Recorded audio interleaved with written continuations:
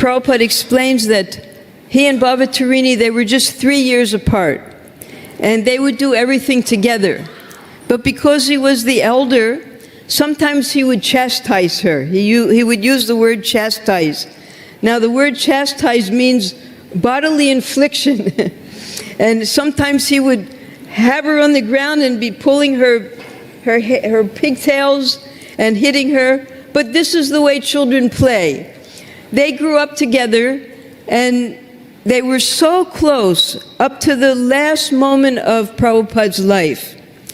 Baba Tarini, of course, we called her Pishima, the father's sister. She was right at Prabhupada's lotus feet when Prabhupada disappeared. And he told the devotees, she is a Vaishnava. When I met her, because she trained me in cooking and living and everything, I lived with her for several months. Prabhupada sent a message to me one day, because for me she looked exactly like Srila Prabhupada. Everything the same face. When she sang like Srila Prabhupada, because they were inseparable in their childhood. And she had particular habits that none of us had ever seen before. For instance, whenever she sat down anywhere, when she would get up, she always carried here, because she wore her Bengali sari, she would always have a little bottle of Ganga Jal wherever she went. And she would take this Ganga Jal, and where she sat, she would sprinkle Ganga Jal to purify the place.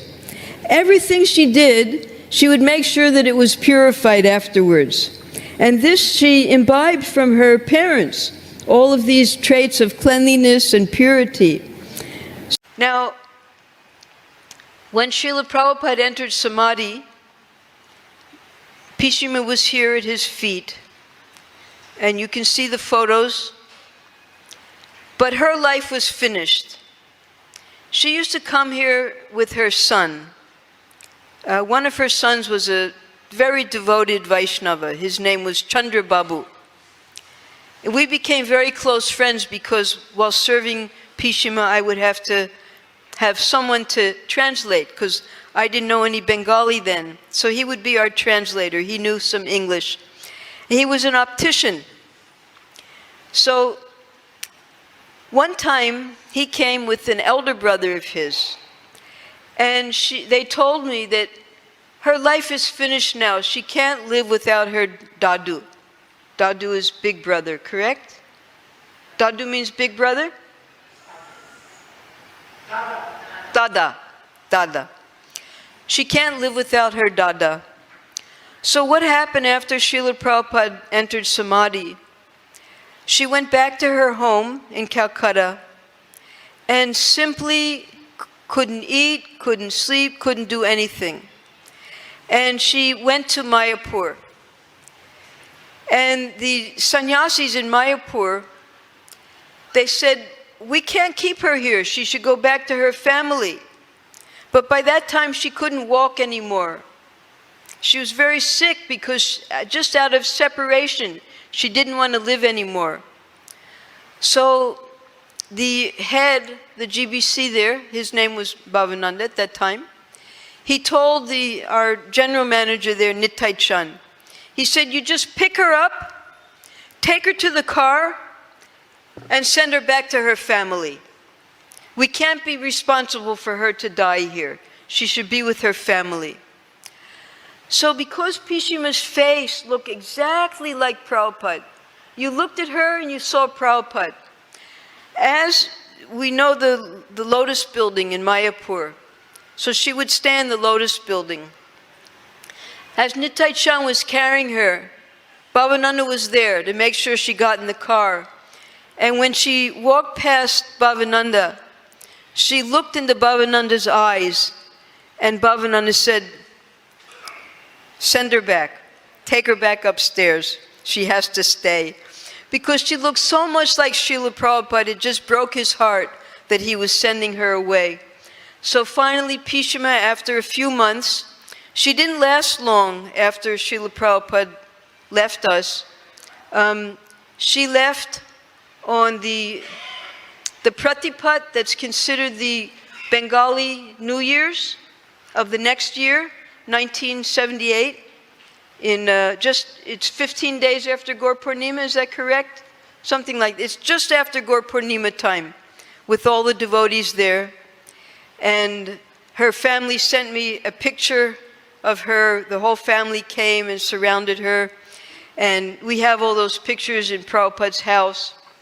So she was so devoted to Srila Prabhupada. And, but one time Prabhupada sent me a message with, through Gopal Krishna. Gopal Krishna, now he's Maharaj.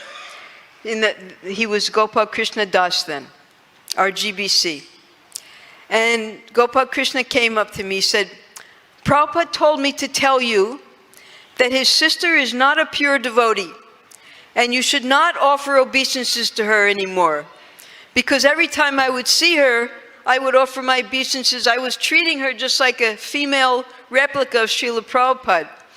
And so Prabhupada wanted me to stop that. So she had a big following in Calcutta. Many Bengali women, because she sang very beautifully, just like Srila Prabhupada. And when she would come to Prabhupada's pandals and to the temple, her followers would come along with her. She was such a wonderful Vaishnava. So she's gone, I'm sure she's gone wherever Srila Prabhupada is, because she just could not live without her big brother. And Srila Prabhupada had me learn how to cook from Pishima.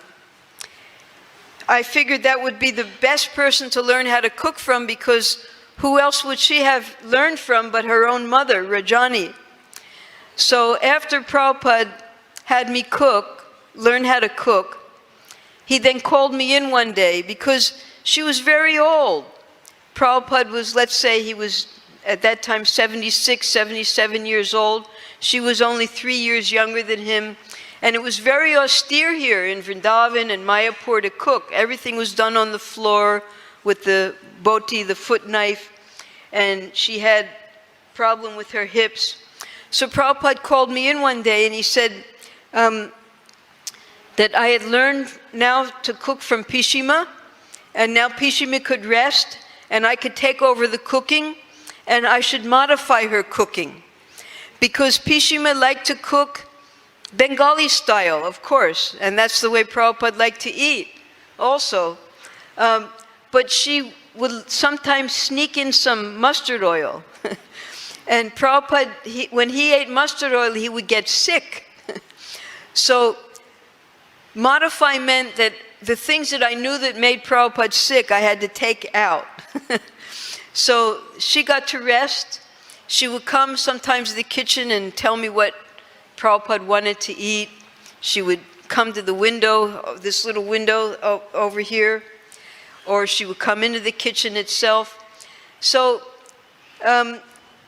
Pishima, because we didn't have the opportunity to do so much personal service for Prabhupada being women, she gave us the opportunity to learn how to serve Prabhupada. And we were very grateful to her for that. And in the end, Prabhupada said, she's a Vaishnava, and he had her cook for him in the end, although he wasn't able to eat, just to increase his appetite before he left this world. Every day, she would cook something for Prabhupada, and he would take a little this or that. They kept a record of every single thing that Prabhupada ate. So she was with Prabhupada up to the very end. Hare Krishna, Krishna Krishna, Hare Hare, Hare Rama, Hare Rama.